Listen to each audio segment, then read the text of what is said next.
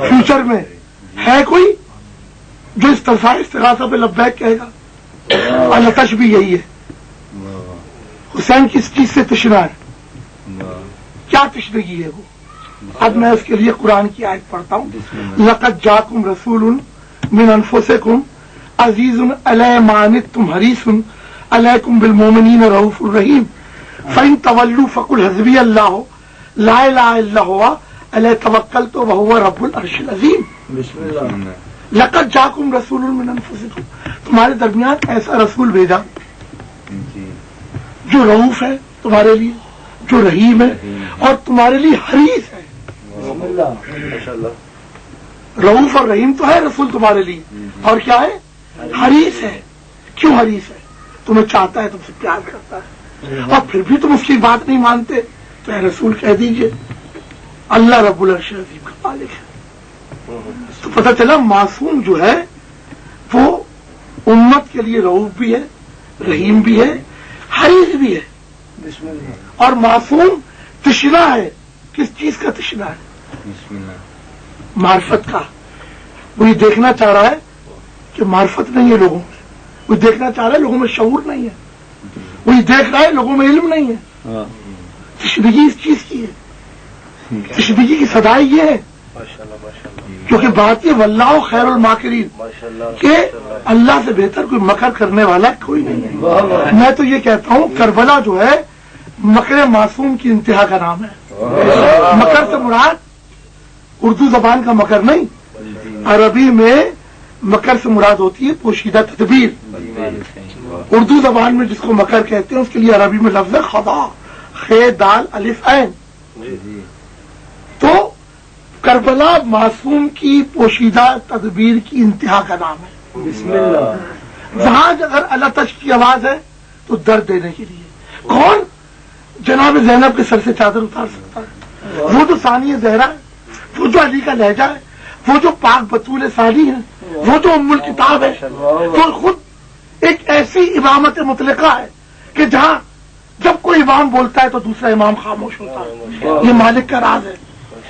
اگر علی بولیں گے تو حسن خاموش رہیں گے، اگر حسن بولیں گے تو حسین خاموش رہیں گے، اگر حسین بولیں گے تو سید سجاد خاموش رہیں گے. یہ کیا بات ہے کہ جب جناب زینب خطبہ دیتی ہے تو بھی سید سجاد وقت کا امام خاموش ہے.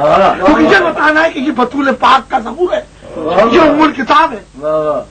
کی ضرورت ہے تو اس بات کو لوگ کیوں نہیں تسلیم کر رہے کہ جب ہم جیزس کرائسٹ کے لیے کہتے ہیں کہ صلیب پر حضرت عیسیٰ نہیں تھے، ان کی شبیہ تھی، تو کیوں نہیں سمجھ میں آتی بات؟ کربلا میں کسی نے مولا حسین کو صفا نہیں کیا ہے، اس کی شبیہ کو. کربلا میں مولا حسین صفا نہیں ہوئے، امام حسین کی شبیہ صفا ہوئی. کسی کی جرت ہے جو موت اور حیات کے خالق کو ذبح کر دے؟ اور وہ شبیہ اتنی طاقتور تھی حسین کی، اللہ اکبر، وہ شبیہ اتنی طاقتور تھی کہ نو کے نیزہ پر قرآن کی تلاوت کر رہی ہے.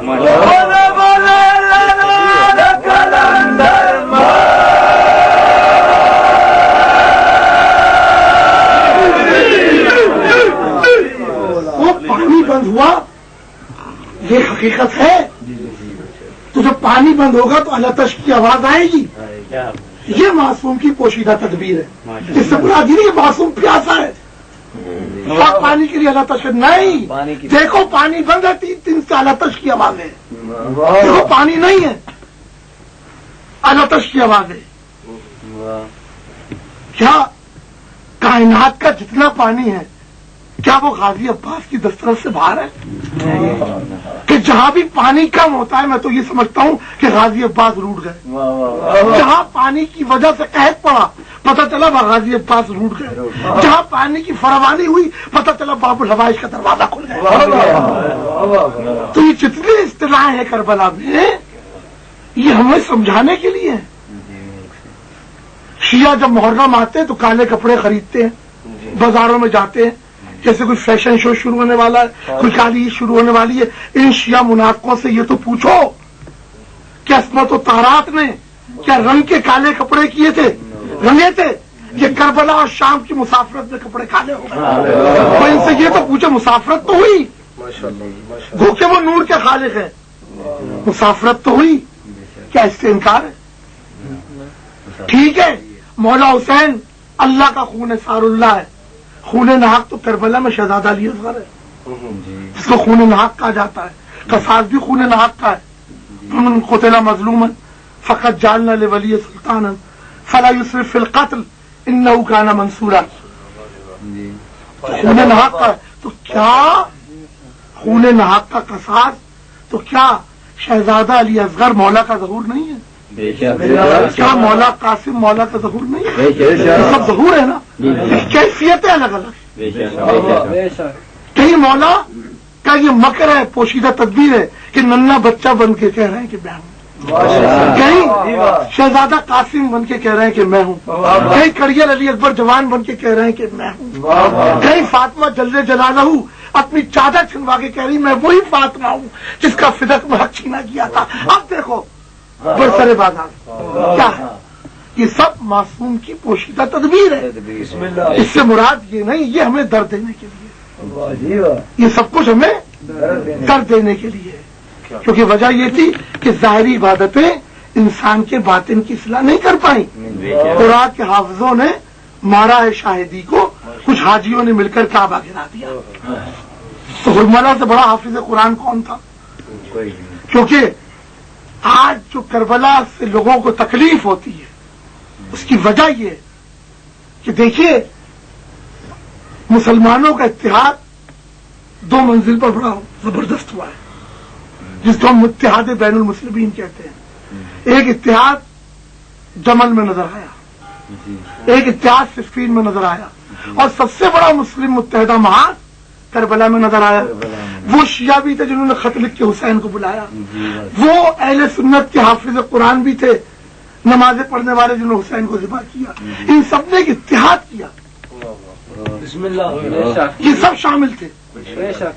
کوئی ہندو تو نہیں آیا تھا، کوئی عیسائی تو نہیں آیا تھا، کوئی یہودی تو نہیں آیا تھا، کوئی بدھسٹ تو نہیں آیا تھا، مسلمان نے کیا نا، کسی غیر نے تو نہیں کیا۔ بھائی یہی ہوا نا کہ جب یہ عصمت و طہارت کا قافلہ چلا تو عیسائیوں نے اپنے شہر کے دروازے بند کر دیے، ادھر مت لانا ان کو، یہ عصمت و طہارت ان کو اس طرف مت لانا۔ مسلمانوں نے دروازے کھولے، پتھر مارے، آج بھی فلسطینیوں کے ہاتھ میں پتھر ہے، یہ بددعائی قوم ہے، سائنٹیفک دور میں بھی ان کے ہاتھ میں پتھر ہے، اور جنہوں نے دروازے بند کر لیے، حیا کی، انہوں نے اس وقت بھی حیا کی تھی، موبائلے پر بھی کہا تھا ان سے موبائلہ نہ کرو، اگر لبوں کی جنبش آئی تو پہاڑ اپنی جگہ سے کھسک جائیں گے۔ انہوں نے اس وقت بھی یہ بات کہی اور اس وقت بعد میں بھی یہ بات کہی کہ بھائی ہم اپنے شہر کے دروازے نہیں کھولیں گے، لیکن مسلمانوں نے پتھر مارے، یہ بھی تو کچھ کیا مسلمان نے کیا، اور ایک فرقے نہیں، سب نے مل کر کیا، سب نے مل کر کیا، سارے لوگ تھے، بخشیان علی بھی تھے، اس میں اہل سنت بھی تھے، سارے مسلمانوں کے فرقے تھے، سب مل کر کھڑے ہو گیا حسین کے خلاف۔ اور حسین یہ کہیں کہ جتنے میرے پاس ہیں اتنے نہ میرے نانا کے پاس تھے نہ میرے بابا کے پاس تھے، یعنی 72۔ تو اب آپ کی سمجھ میں آیا کہ جمہوریت سے معصوم کا کوئی تعلق نہیں۔ یہ ایک اتنا بڑا درد کربلا، ہر پہلو سے دیکھیے، ایک درد ہے۔ دیکھیے سب سے بڑی جمہوریت خالق اہل ثقیفہ والے، جو مسلم ڈیموکریسی کے خالق ہیں، اس اہل ثقیفہ جو کریٹر ہیں مسلم ڈیموکریسی کے، مسلم جمہوریت کے، انہوں نے کیا کیا؟ انہوں نے علم کو فضیلت نہیں دی، ایبسلوٹ وزڈم، عقل کے خالق مولا کو فضیلت نہیں دی۔ ثقیفہ کی سیاست میں علم و عقل کو فضیلت نہیں دی۔ ثقیفہ کے پاس ڈیموکریسی تھی، جمہوریت تھی، یہی تھا نا۔ اس کے بعد کیا ہوا؟ معاویہ کے پاس ڈیموکریسی، عائشہ کے پاس ڈیموکریسی، علی کے پاس ڈیموکریسی نہیں ہے۔ اور جب حسین یہ کہہ دے جتنے میرے پاس ہے، اس سے تو میرے نہ بابا کے پاس تھے نہ نانا کے پاس، تو پتا چلا 72 سے زیادہ وفادار کسی کے تھے ہی نہیں، اور وہ حسین کے پاس تھے، تو حسین سے بڑا کوئی بادشاہ نہیں۔ جب مولا حضرت موسیٰ کے روپ میں آئے تو منو سلوا بھی دیا، کرامات بھی دکھائیں، دریائے نیل بھی پھاڑ دیا، پتہ نہیں کیا کیا کیا، لیکن جب توریت کے لیے گئے، ہارون کو چھوڑ کے گئے، वापस आए तो हारून तना थे, बाकी सब सामरी के साथ थे। तो पता चला हुसैन बादशाह है, जितने इस रूप के साथ लोग हैं इतने किसी के साथ नहीं, यानी 72। इसलिए यजीद ने कहा था कि डेमोक्रेसी इज बेस्ट रिवेंज, जमहूरियत सबसे बड़ा इंतकाम है, कि मैंने आज जमहूरियत के तौर पर तुमसे इंतकाम ले लिया अपने आबा अजदाद के कत्ल का। यही कहा ना यजीद ने। आज भी जमहूरियत के लंबरदार यही कहते हैं कि डेमोक्रेसी इज बेस्ट रिवेंज, कि जमहूरियत से बड़ा कोई इंतकाम नहीं है। तो ये तो यजीद के जुमले, सुन्नत अदा कर रहे हैं। ये जमहूरियत के लाभ लेने वाले, क्योंकि जमहूरियत ने कभी मासूम का साथ नहीं दिया, जमहूरियत ने कभी इल्म अक्ल का साथ नहीं दिया। जमहूरियत जहां मासूम के खिलाफ खड़ी हुई वहां दानिश्वरों के खिलाफ भी खड़ी, गलीली को भी टांग दिया, बड़े बड़े साइंसदानों के साथ क्या किया, बड़े बड़े फकीरों के साथ क्या किया, हल्लाज मंसूर के साथ क्या किया। तो बात ये कि जमहूरियत ने हमेशा इल्म और शऊर का गला घोटा। तो मौला हुसैन ये कहें कि मेरे साथ 72, 72 इतने किसी के साथ नहीं, तो समझिए ये इंतहा है लोगों की। इससे पहले लोग इतने किसी के साथ थे ही नहीं, अगर आए भी भीड़ की तरह तो गायब हो गए। फिर सामने ने घोसाला बनाया तो गायब, रसूल पुकारते रहे जंगी होद में गायब, सकीफों में पुकारते रहे गायब, बार बार गायब। तो हुसैन ने कहा ये गायब नहीं होंगे जो भागता रहे। मैं क्षमा गुल भी करूंगा तो भी रहेंगे, मैं क्षमा चलाऊंगा तो भी रहेंगे। न गुल करने से कोई फर्क पड़ता है, न चलाने से कोई फर्क। मेरे मौला कलंदर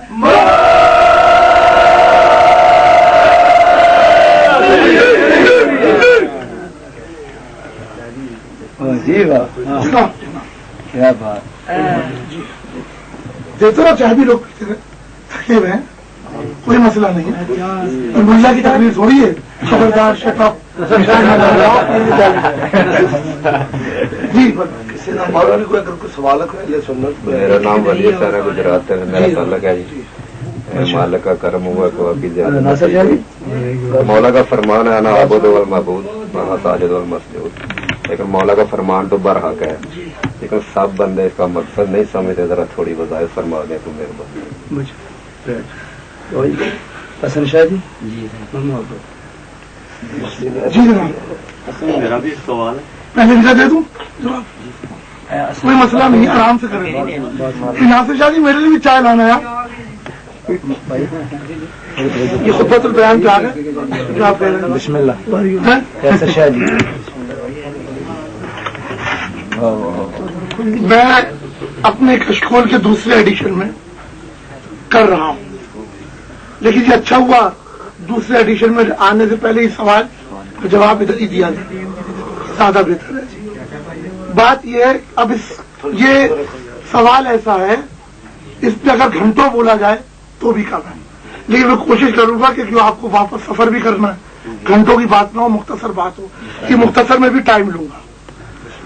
बात यह है, कलंदर किबरिया का शेर है, मन बगैर अस अली ना दानिस्तम, अली अल्लाह अजल गुफ्तम, हैदरियम कलंदरम मस्तम, बंदा मुर्तजा। बात यह है, इस चीज को लोग समझ ही नहीं पाए कि ये क्या है। मन बगैर अली दानिस्तम, ये नहीं कि मैं अली के अलावा किसी को मानता नहीं, मैं अली के अलावा किसी को जानता ही नहीं। मन बगैर अली ना दानिस्तम, अली अल्लाह। लेकिन एक जगह मैंने भी तर्जुमे में डंडी मारी है, लेकिन अब उसको मैं सही करूंगा। मैंने कहा पहले लोगों की फिक्र की थोड़ी तरबियत, थोड़ी तरबियत हो जाए, उसके बाद देखिए ये जो शेर है ना कलंदर किबरिया का, हैदरियम कलंदरम मस्तम, बंदा मुर्तजा अली हस्तम, इधर मैंने डंडी मारी। वो इसलिए मारी थी कि पहले खुतबतुल बयान की बुनियादी चीजें लोगों को पता चल जाए। मुझे याद है 1997 मैंने इमाम बारगाह शाह नजफ मार्टन रोड में इल्म माकाना व मयकून पर अशरा मुहर्रम पढ़ा, जिसका मौजू खुतबतुल बयान था। उसकी اس کی ریکارڈ آج بھی لوگوں کے پاس موجود ہے. لیکن شیعہ منافق سے وہ اشرا برداشت کہ شیعہ منافق مولا کو بشری تقاضوں میں دیکھتا ہے اور اس کو خطبۃ البیان کا یا خطبۃ الرجیہ کا شعور نہیں ہے. یہ فقراء ہے کہ جو جانتے ہیں کہ خطبۃ البیان کیا ہے، خطبۃ الرجیہ کیا ہے. اس کے بارے میں موضوع میرا تھا علم ماکانہ ما یکون. اس کے بعد پھر مجھے یہ خیال آیا کہ میں خطبۃ البیان پر کتاب لکھوں. پھر میری کتاب آئی خطبۃ البیان کی اسرار ولایت مطلقہ. پھر جب لال سائیں کا دیوان میں لکھ رہا تھا تو لوگوں نے کہا کہ خطبۃ البیان کا جو ہے سلسلہ اس کو لال سائی کے دیوان کا مقدمہ بنایا جائے، کشکول کتاب کا کیا بنایا جائے، وہ جو میری کتاب تھی خطبۃ البیان. اس کی وجہ یہی تھی کہ لال سائی کا جو دیوان ہے اس میں اتنے مسائل ہیں کہ وہ صرف یہ نہیں کہ عام آدمی نعرے لگا لے علی کی تعریف ہے. مسئلہ علی کی تعریف نہیں ہے. میں تو ابھی اس ترجمہ کرتے ہوئے گھبرا رہا ہوں. حیدریم، حیدری نہیں، میں خود حیدر ہوں. ترجمہ تو صحیح ہے، اس کا صحیح ترجمہ تو یہ ہے. حیدریم میں حیدر، کلندریم میں کلندر ہوں. علی کا بندہ بھی میں ہوں، حیدر بھی میں ہوں، علی بھی کا بندہ بھی ہوں. یہی بات کرتا معبود بھی خود ہے. آپ جو بات کر رہے ہیں اب میں یہیں سے شروع کر رہا ہوں. ایک طرف کیا کہا گیا کہ علی اللہ میں ازل سے علی اللہ کہہ رہا ہوں. حیدریم قلندرم میں قلندر بندہ مرتضی علی اور علی کا بندہ بھی ہوں. یہ کیا ہے؟ کیا یہ کوئی تضاد ہے یا مالک کا راز ہے یا صرف راز ہے یا وحدت الوجود کے لامتناہی سمندر پر معرفت کا پردہ ہے جو ہر ایک کے لیے نہیں ہے؟ یا یوں کہا جائے کہ وہ جو وجوب اور امکا کے درمیان ایک خط ہے، وجوب اور امکا کے درمیان جو ایک خط ہے وہ تو کہیں علی اللہ نہیں ہے. میں زیادہ دقیق گفتگو نہیں کروں گا اس کو سمیٹتے ہوئے، کیونکہ بات یہ ہے، دیکھیے سورج ہے اس کی روشنی ہے. کیا ہم ٹارچ سے سورج کی روشنی دیکھتے ہیں، چراغ کی لو سے سورج کی روشنی دیکھتے ہیں یا سورج سے سورج کی روشنی دیکھتے ہیں؟ کہ سورج اپنی معرفت خود دیتا ہے، وہ ٹارچ کی روشنی کا محتاج نہیں ہے کہ ٹارچ کی روشنی اس کی معرفت دے. وہ محتاج نہیں ہے کہ چراغ یا دیا یا موم بتی کی روشنی اس کی معرفت دے. سورج خود ہی اپنی روشنی. دیکھیے سورج تو فنا ہے، بقا تو نہیں، مخلوق ہے، اس کو ہی فنا ہونا ہے. لیکن میں اس والشمس والضحیٰ کا کیا کروں جو ڈوبتا ہی نہیں. تو قول مولانا روم کے ذات سبب فرمود یزدا والضحیٰ نور ضمیر مصطفیٰ. ارے یہ سورج تو مشرق سے طلوع ہو کے مغرب میں جا کے ڈوب جاتا ہے. اس شمس مطلقہ کا کیا کروں، اس شمس ولایت کا کیا کروں جس کو غروب ہی نہیں ہے، جو کہیں عجائبات کا مظہر ہے تو کہیں خود اللہ کا چہرہ ہے جس کو فنا نہیں.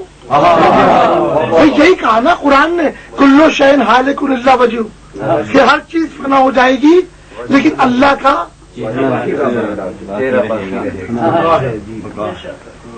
چہرہ باقی رہے گا. تو والشمس والضحیٰ، واہ واہ ماشاء اللہ. تو جب لیکن والشمس والضحیٰ کی معرفت کیا فانی سورج کی روشنی سے ہو سکتی ہے؟ تو اس کی معرفت کیسے ہوگی؟ والشمس والضحیٰ کے نور سے،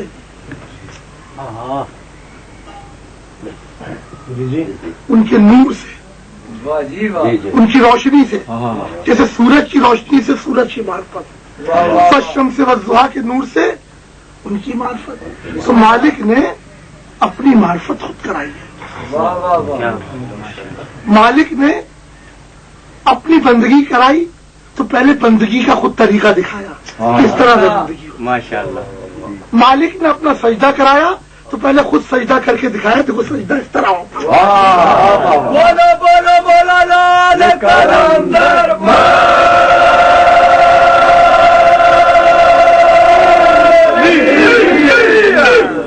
ابھی میں بات کو اور واضح کر رہا ہوں.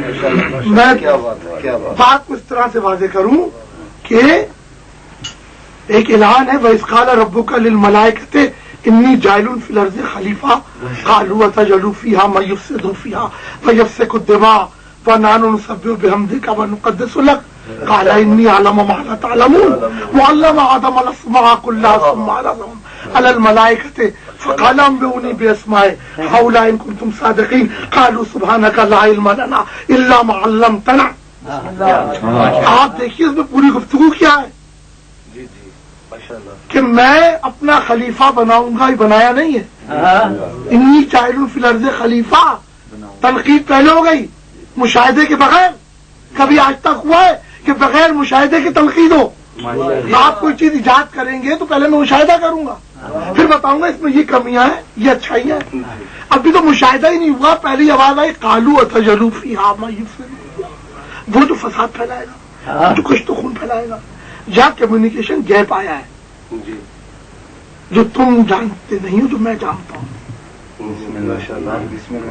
کیا بات تھی کیا کمیونیکیشن گیپ آیا یہاں پر کہ ملائکہ یہ سمجھے انسان جو گندگی کی پیدائش ہے شاید وہ اللہ کا خلیفہ بن رہا ہے. جو بندر کے ارتقاء سے انسان بنا ہے جو حیوانی ارتقاء سے انسان بنا ہے شاید وہ اللہ کا خلیفہ بنے گا. قال انی اعلم ما لا تعلمون. جو میں جانتا ہوں تم نہیں جانتے. وعلم آدم الاسماء كلها ثم عرضهم على الملائكة. ہم نے علم اسماء محفوظ کر دیا. ہم نے اپنا نور داخل کر دیا. ہم نے اپنا علم داخل کر دیا. تو ملائکہ سے کہا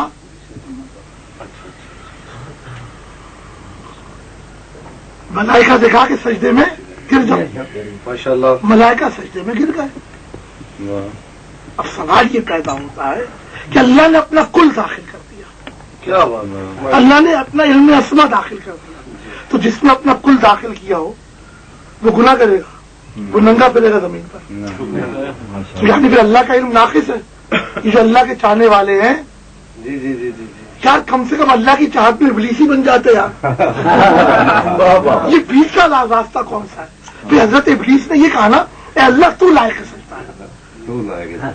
یہ جس کو تو سجدہ کرنے کو کہہ رہا ہے یہ تو مولا ہے. یہ تو تیرا ظہور ہے. یہ تیرا وہ ظہور ہے کہ عالم بتخانہ بسیار بسیار سیر کردم آئینہ خود پرستی ایمان شدہ تمہارا کہ یہ آئینہ خود پرستی ہے. تو اپنی شبیہ کو دیکھ رہا ہے تو اپنے آپ کو دیکھ رہا ہے. تو تجھے سجدہ کروں گا تیرے آپ کو نہیں کروں گا. تجھے کروں گا تیری شبیہ کو نہیں کروں گا. تجھے کروں گا تیرے ظہور کو نہیں کروں گا. تجھے کروں گا جب تو بکھر جائے گا تو نہیں کروں گا. بات یہی تھی نا کہ وہ کون تھا. مولا علی کہتے ہیں کہ جب آدم کی پیشانی پہ ہمارا نور چمکا تو ملائکہ سجدے میں گر گئے اور میں ہی اول آدم ہوں. تو جو مولا ہو وہ گندم کھائے گا گناہ کرے گا وہ ننگا پھرے گا نہیں. وہ انسان تھا جس نے کشت و خون پھیلایا تھا. یہ ساری اس کی حرکتیں تھیں. یہی کمیونیکیشن گیپ تھا. یہ تو مولا تھا. یا تو ڈبیٹ اتنی سی ہے کہ اللہ رب العزت کہہ رہا ہے کہ سجدہ کرو ابلیس کہہ رہا ہے کہ نہیں آپ لائق کے سجدہ ہو. کیونکہ حضرت ابلیس اللہ کے بہت بڑے عاشق. ان سے زیادہ کسی نے نمازیں نہیں پڑھی. ان سے زیادہ کسی نے عبادت نہیں کی. اس میں کیا شک. تبھی تو اللہ نے مہلت دی. کیونکہ اللہ کی گڈ بک میں تھے نا جبھی مہلت دی. جاؤ تم کو مہلت دی. اور مہلت کے بعد بھی ان کا کچھ بگڑنے والا نہیں ہے. کیونکہ مہلت کے بعد بھی اب ان کا مسئلہ اللہ کے پاس نہیں ہے. وہ تو پاک بطول کے در پہ جا کے پوچھیں گے کہ بھئی میں تو بہت برا تھا میں نے سجدہ نہیں کیا لیکن یہ بتاؤ تمہارے گھر کو آگ کس نے لگائی؟ میں نے. تمہارے خیمے کس نے جلائے؟ میں نے. کربلا میں جو کچھ ہوا میں نے کیا. ہمارے تو پر جلتے ہیں، آپ کے در پہ آتے ہوئے ہمارے پر جلتے ہیں. تو سب انسان کے نفس امارہ کا کام ہے. انسان کا نفس امارہ، اس کی خواہشات کربلا والوں کی قاتل ہے. اس کی خواہشات نفس محمد و آل محمد کے دشمن ہے. تو میرے بھائی بات یہ ہے جو میں سمجھانا چاہتا ہوں کہ اللہ کی صفت اور قدرت کے ظہور کو مولا کہتے ہیں. اللہ کی ولایت مطلقہ کے ظہور کو مولا کہتے ہیں. اس بات کو آپ سمجھیں کہ لطافت بے کثافت جلوہ پیدا کر نہیں سکتی. ہر اللہ کے علم کو کہاں دیکھوں، اللہ کے حکیم ہونے کو کہاں دیکھوں، اس کے رحمان اور رحیم ہونے کو کہاں دیکھوں؟ ماشاءاللہ. میں کیا دیکھوں؟ اللہ جب خود کہے کہ وہ رؤوف رحیم ہے، ماشاءاللہ. جب وہ خود کہے، پھر یہ آیت کیا ہے؟ قل یا عبادی الذین اسرفوا علی انفسہم لا تقنطوا.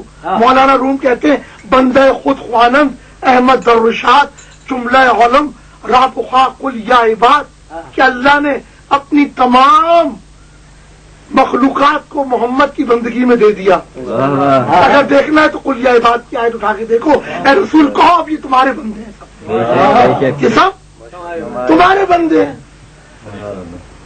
پھر یہ کیا بات تھی؟ اور میں نے ابھی بکھل میں ایک لیکچر دیا تھا سل پر، اور سل پہ میری 2-4 تقریریں اور بھی ہوئی.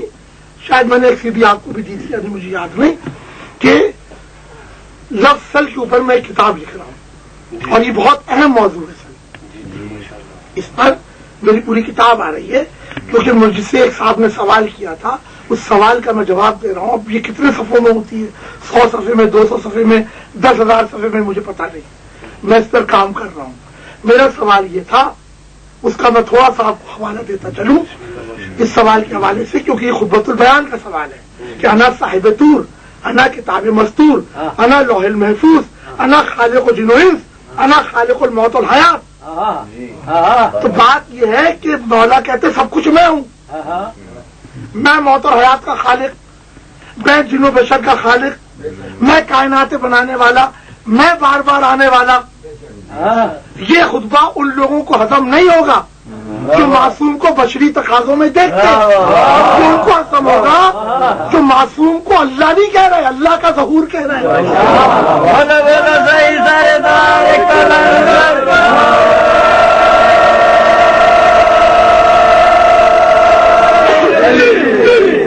اگر صرف اللہ کہہ دیا تو اللہ تو غائب ہے. اللہ کا تو ظہور سمجھ میں ہی نہیں آئے گا. اس کی تو معرفت ہی محال ہے. اسے تو صفت کہنا شرک، اس کی طرف اشارہ کرنا بدعت، اس کو وجود کہنا غلط، کیونکہ جو وجود ہے وہ محدود ہے، لمیٹڈ ہے. معصوم کو ہستی کہنا گناہ ہے. معصوم ہستیوں کا خالق ہے، بے شک معصوم ہستیوں کا خالق ہے. تو میرے بھائی، اللہ کا ظہور، اللہ کی صفت اور قدرت کا ظہور، اللہ کا چہرہ، اللہ کی آنکھ، اللہ کا ہاتھ، یہ سب کیا ہے؟ اگر یہ کہا جائے کہ کوئی صاحب آئے باہر سے، میں گجرات سے آیا ہوں، میرا نام کیسر حیدری ہے، تو میں ان کے چہرے کی طرف نگاہ کروں گا. نہیں، آپ کا چہرہ تو کیسر حیدری والا نہیں ہے، میں آپ کو نہیں جانتا. اب میں جاؤں گجرات تو کیسر صاحب مجھے بلائیں گے، بسم اللہ. اگر میرے نام سے کوئی اور جائے تو کیسر کا چہرہ ان کی پہچان، میرا چہرہ میری پہچان، اللہ کا چہرہ اللہ کی پہچان. علی اللہ ازل گفتم، اگر چہرہ ہی نہیں تو اللہ کی پہچان کیا؟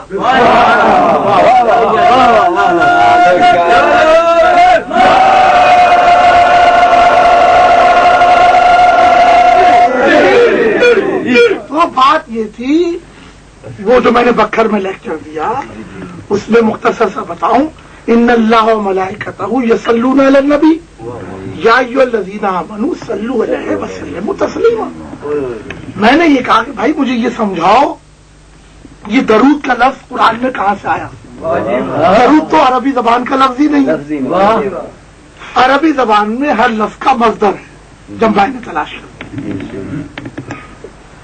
مصدر اصل کلام مصدر، سل مصدر ہے. سل کے معنی کیا ہے؟ جہاں آتش کو ٹھنڈا کیا جاتا ہے. سل کے معنی کیا ہے؟ جھک جانا. سل کے معنی کیا ہے؟ پرستش، اطاعت. اچھی مسئلہ ہے مولوی کا کہ جہاں لفظ سل اللہ کے لیے آئے تو عبادت ہے، محمد کے لیے آئے تو درود ہو گیا. تو کیا جبریل نے لکھا تھا کہ یہاں عربی زبان نکال کے ترکی زبان کا لفظ ڈال دینا؟ تو کھل کر کیوں نہیں کہتا ہے مولوی کہ اللہ اور اس کے ملائکہ محمد کی عبادت کرتے ہیں؟ ایمان والو تم